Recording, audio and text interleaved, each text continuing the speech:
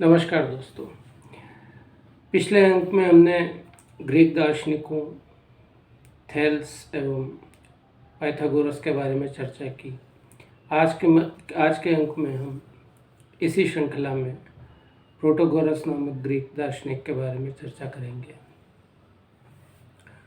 प्रोटोगोरस, जिन्हें यूनानी दार्शनिकों में सापेक्षतावादी या दूसरे शब्दों में कहें रिलेटिविस्ट व सोफिस्ट दार्शनिक कहा जाता है। उनका जन्म 490 ईसा पूर्व में प्राचीन ग्रीस के थ्रेस द्वीप के अंदर अब्देरा नामक स्थान पर हुआ था। माना जाता है कि प्रोटोगोरस ने अपने समय में अपने एक बयान के माध्यम से बड़ा विवाद पैदा किया था कि मनुष्य ही सभी चीज़ों का मापक है या कसौटी है या पैमाना है। अर्थात कोई भी उद्देश्य सत्य नहीं है, व्यक्ति जो सत्य मानता है वही सत्य है। व्यक्तिगत सापेक्षता की यह अवधारणा उस समय के हिसाब से बहुत असामान्य थी, जो प्रचलित मत व तात्कालीन दार्शनिक सिद्धांतों दोनों के विपरीत थी। प्रोटोगोरस ने मूल रूप से अपना जीवन एक कुली के रूप में आरंभ किया था, लेकिन एक दिन उन्हें दार्शनिक डेमोक्रेट्स ने लकड़ी के एक छोटे टुकड़ों का भार उठाते हुए देखा, जिसे उन्होंने एक छोटी सी रस्सी से बांधा था। डेमोक्रेट्स ने महसूस किया कि प्रोटोगोरस ने वजन को इतनी सटीक ज्योमेट्रिक व्यवस्था के अनुरूप बांध दिया था, जिससे प्रोटोगोरस में एक विलक्षण गणितीय प्रतिभा होनी चाहिए। डेमोक्रेट्स प्रोटोगोरस को अपने घर पर ले आया और उसे दर्शन शास्त्र का पाठ पढ़ाया, दर्शन शास्त्र उन्हें सिखाया। प्रोटोगोरस जल्द ही एथेंस में प्रसिद्ध हो गए और यहाँ तक कि पेरिकल्स भी उनके मित्र बन गए। पेरिकल्स जो थे वो एथेंस के अंदर एक कुशल प्रशासक के रूप में जाने जाते थे उस समय में, एवं एक प्रतिष्ठित राजनेता थे, वो एक रणनीतिकार थे। प्लूटो के अनुसार पेरिकल्स और प्रोटोगोरस ने कानूनी जिम्मेदारी के एक रोचक बिंदु पर चर्चा करते हुए पूरा एक दिन व्यतीत कर दिया था, जिसमें संभवतः कार्य कारण यानी कॉज इम्पैक्ट के एक से अधिक दार्शनिक प्रश्न सम्मिलित थे। प्रकरण यह था कि एक एथलेटिक प्रतियोगिता में एक व्यक्ति को गलती से भाला लगा और उसकी मृत्यु हो गई थी। प्रश्न यह था कि उस व्यक्ति की मौत का जिम्मेदार किसे माना जाए, भाला फेंकने वाले को या खेल के संचालनकर्ताओं को या संबंधित अधिकारियों को।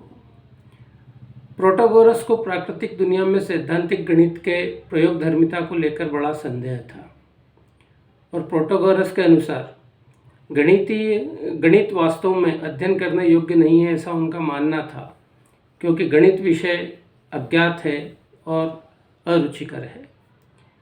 प्रोटोगोरस को एक सोफिस्ट व एक शिक्षक के रूप में भी जाना जाता है, जो सदाचार और राजनीतिक जीवन से जुड़े विषयों को संबोधित करते थे। उनमें विशेष रूप से यह प्रश्न सम्मिलित होता था कि क्या मनुष्य को सद्गुण सिखाया जा सकता है। प्रोटोगोरस मुख्य रूप से निम्न विषयों को सिखाते थे, जैसे स्वयं के मामलों का उचित प्रबंधन, घर की व्यवस्था को सुचारू रूप से चलाने के तरीके, सार्वजनिक मामलों के प्रबंधन, शहर के मामलों में शब्द या क्रिया द्वारा प्रभावी योगदान आदि आदि। प्रोटोगोरस को ऑर्थोपिया में भी बड़ी रुचि थी। ऑर्थोपिया का अर्थ होता है शब्दों का सही उपयोग सही स्थान पर। प्रोटोगोरस शब्दों के उपयोग, उनके शाब्दिक अर्थ और लेखक के मूल मंतव्य पर ध्यान केंद्रित करते हुए लेखों व कविताओं की व्याख्या करते थे। प्रोटोगोरस ने व्याख्यान के कई दृष्टिकोणों पर कार्य किया, जैसे असर्शन, प्रश्न उत्तर, प्रति उत्तर आदि आदि। एथेंस की अदालतों में कानूनों और अन्य लिखित दस्तावेजों की व्याख्या के लिए इस प्रकार की शिक्षा की आवश्यकता उस समय विशेष पर हुआ करती थी। प्रोटोगोरस के अनुसार किसी भी बात पर एक दूसरे के विरोध में दो तर्क होते हैं। हालांकि अरस्तु के अनुसार कमज़ोर तर्क को मजबूत करने का दावा करने के लिए प्रोटोगोरस की आलोचना की गई थी। प्रोटोगोरस को सापेक्षतावादी दर्शन का जनक माना जाता है। उनका प्रसिद्ध कथन है कि मनुष्य ही सभी चीज़ों का माप, कसौटी या पैमाना होता है। अर्थात प्रत्येक व्यक्ति इस बात का मापदंड है कि उस व्यक्ति द्वारा चीज़ों को कैसे माना जाता है। इसलिए व्यक्ति जिस तरह से चीज़ों को मानता है और जानता है, उसके अनुसार ही चीज़ें सही या गलत होती है। उदाहरण के लिए, कोई व्यक्ति X मान सकता है कि मौसम ठंडा है, जबकि दूसरा व्यक्ति Y यह मान सकता है कि मौसम गर्म है। प्रोटोगोरस के दर्शन के अनुसार तापमान की प्रकृति का कोई पूर्ण मूल्यांकन नहीं है, क्योंकि मूल्यांकन इस बात के सापेक्ष या रिलेटिव होता है कि इसे कौन समझ रहा है। इसलिए व्यक्ति X के लिए मौसम ठंडा है, जबकि व्यक्ति Y के लिए मौसम गर्म है। इस दर्शन के अनुसार कोई सत्य पूर्ण सत्य नहीं है एवं सत्य सदैव सापेक्ष होता है और प्रत्येक व्यक्ति के अनुसार भिन्न भिन्न हो सकता है। इस दर्शन के अनुसार जो कुछ है या जो कुछ एक व्यक्ति के लिए प्रकट होता है, वह उस व्यक्ति के लिए सत्य या वास्तविक है। यद्यपि सभी विचार समान रूप से सत्य प्रतीत हो सकते हैं और चाहे वे सभी समान गंभीरता के नहीं हों, फिर भी उन सभी विचारों या सत्यों का सम्मान किया जाना चाहिए। एक दृष्टिकोण अमुक व्यक्ति के लिए उपयोगी और लाभप्रद हो सकता है, जबकि दूसरे के लिए हानिकारक हो सकता है। प्रोटोगोरस अज्ञेयवाद अर्थात बियॉन्ड नॉलेज, अज्ञेयवाद या शायद नास्तिकता के समर्थक थे। उनके अनुसार अगर कुछ ज्ञात नहीं किया जा सकता है तो वह अस्तित्व में नहीं है। प्रोटोगोरस के अनुसार देवताओं या गॉड के संबंध में यह जानने का कोई उपाय नहीं है कि भगवान या देवता मौजूद हैं या नहीं, एवं विषय की अस्पष्टता व मानव जीवन की संक्षिप्तता के कारण यह जानने का भी कोई उपाय नहीं है कि देवता किस प्रकार के हो सकते हैं।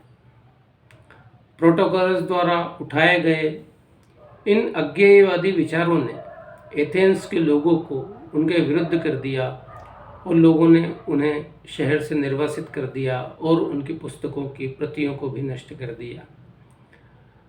प्रोटोगोरस की मृत्यु 420 ईसा पूर्व में सिरका नामक स्थान पर 70 वर्ष की आयु में हुई। तो मित्रों, आज का यह अंक प्रोटोगोरस के संबंध में था।